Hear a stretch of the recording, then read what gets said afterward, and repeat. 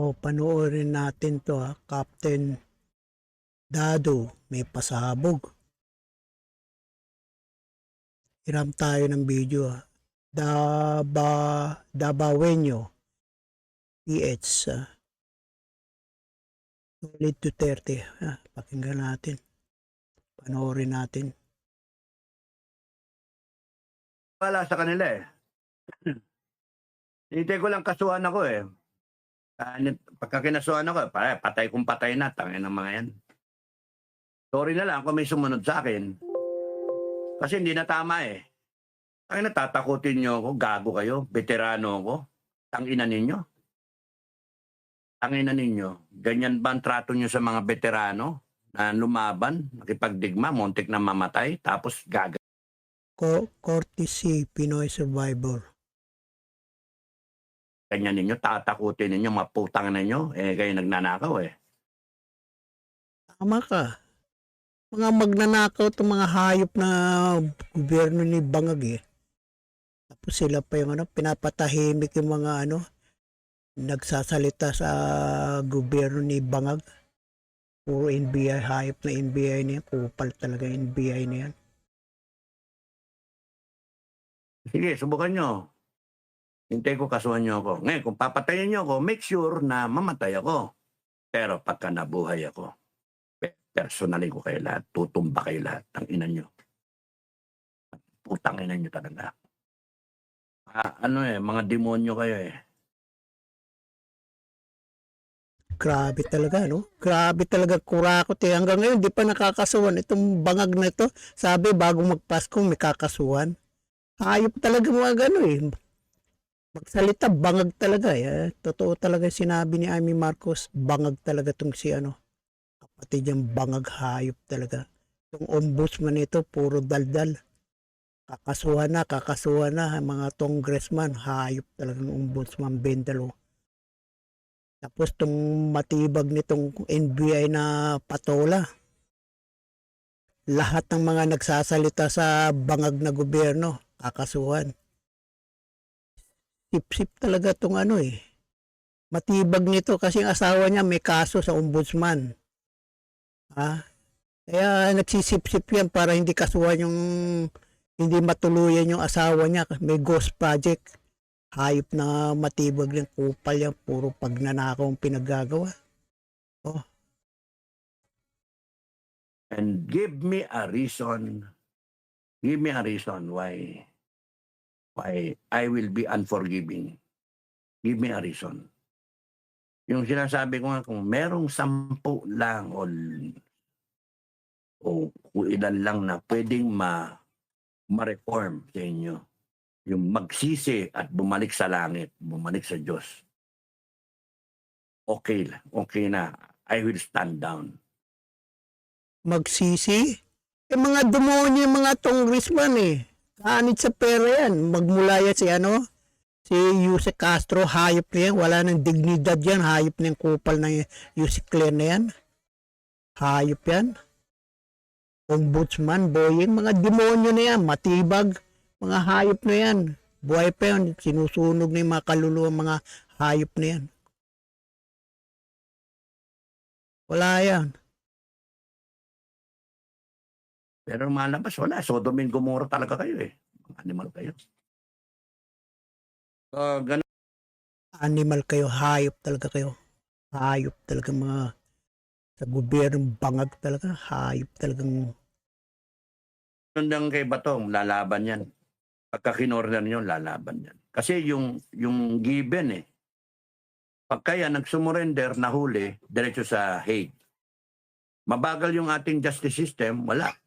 So, hindi maasahan. So, habang nag-ano kayo, hinahanap nyo.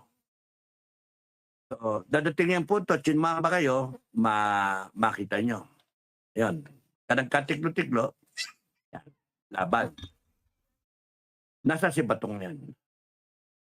Nasa si Bato, Luzon, Visayas, Mindanao. Sabi ko sa inyo kanina, alam ko nasa si Bato. Nandun siya sa bawat Pilipino. Sa puso siya ng mga Pilipino. Nasa utak siya ng mga Pilipino. Yun, NBI, you still don't get it. Malacanang, you still don't get it. You're looking for the physical bato. I'm telling you, you should be afraid of the spirit of bato. Right now, the Filipinos see bato as the hero. Nandito na siya sa puso ng mga Pilipino. You cannot touch him. Yung bato na totoong bato, yung bato na marshmallow, na ngayon naging bato ulit, yung totoong bato, kahit may eliminate yan, nandito pa rin yung bato sa puso ng mga tao, sa lahat ng DDS. I-elevate niyo si Bato eh.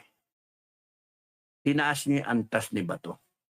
Yung respeto ng tao, yung paninindigan ng tao para sa kanya. At pagka yan may nangyari dyan, yung bawat bato sa bawat Pilipino na matitino, lalabas yung bato.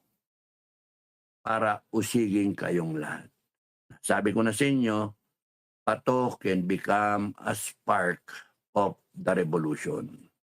Kaya, nasa si bato, yun ang hanapin. Tanungin nyo sa bawat Pilipinong matitino, nasa si bato? Nasa amin. Handa naming tayuan si bato. Mga putang ina nyo. Mga putang ina yung hayop kayo, mga gobyerno, bangag, hayop kayo. Lalaban kami para kay Bato. Kasi siya marunong tumayo. He showed the example, tumayo siya. Nagkaroon ng majority in Senado, natanggal si Soto. Ngayon namang problema sila. Eh, Tuta Soto yan, hayop na yan eh. SP, tagal-tagal na, wala pang nangyayari doon sa mga kurakot ng congressman kasama si Pinky Lacson. Hayop na Tuta Soto na yan, hayop na yan. Buti nga natanggal yung hayop na yan eh. At itong Lacson ito, hayop na ito. Blue Ribbon, pinagtatakpan si Tambaloslos. Hayop talaga, pinatahimik yung mga 16 na ex-marine na maleta-maleta nagdala. Kila Tambaloslos. Kay Bangag, sabi ni Saldi ko nga, 25 billion eh. Kay Bangag eh, hayop talaga. At the risk of his own personal safety, at the risk na pwede siyang hulihin. But one thing tells me na si Bato ay dapat ipaglaban. He is God-fearing. Kita ko, God-fearing yung tao. Pinapaubayan na niya sa Diyos ang buhay niya. That's why all the more, ako ramdam ko, nasa puso ko si Bato eh. Pag kami nangyari dyan, tanginan nyo. Pag kami nangyari dyan, tanginan nyo lahat. Every Filipino who is sympathetic to Bato, they might rise up and defend him. Kayo, subukan nyo. Kaya sabi ko, napakadelikado ng posisyon ng Malacanang.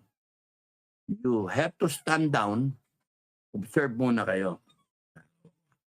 You have to stand down, observe muna kayo because si Bato can start a revolution. Yung inuusig nyo, hindi nyo iniisip na yan ang mag-i-spark ng revolution. Kala nyo si Sara. Pwede rin si Sara. Pwede yung pagkamatay ni Duterte, knock on wood. Pwede si Duterte. Pero ang pinakamahirap labanan dyan ay yung mga tao sabay-sabay nararamdaman kanilang puso at sa isipan nila na sobrang mali yung ginagawa nyo. Nakawan nyo na kami, binubudol nyo pa kami, ayan, tagulan na naman. Tapos lang, pawala yung supply natin sa langis. Tinitira ninyo lahat, etc. Walang investigasyon, etc. Tapos yung siyam o yung 11 sa Senado, pinahihirapan pa yung Senado. Pinapera pa yung majority. Kinakasuhan yung mga senador. Hayop talaga itong mga bangag na gobyerno. Hayop talaga. Talagang pinipigil na yan. Gagawin pa nga ng extension, 3 years si bangag. Hayop talaga, kapal talaga ng mukha. Hayop talaga. Talagang pagka ganyan yan, sigurado yan, baka may people power, uwi na ako ng Pilipinas. Subukan nila maging 3 years ulit dyan si bangag. Hayop kayo. Puro kayo kurakot, inan nyo talaga, hayop kayo. Upal talaga kayo. Nakakataas ng dugo. Anak ng toka talaga kayo. Upal talaga kayo. Grabe. Matatapos na naman itong taon nito, wala pang nakakasuhan. Pinagmamalaki, Bong Revilla. Hayop talagang gobyerno ng bangag. Itong ombudsman na bendalo nito, hayop. Hayop talaga. Upal talagang bendalo. Puro papugi. Puro daldal. Kakasuhan. Hayop. Hanggang ngayon wala pang nakakasuhan ng mga si Tambaloslos, mga congressman na kontraktor.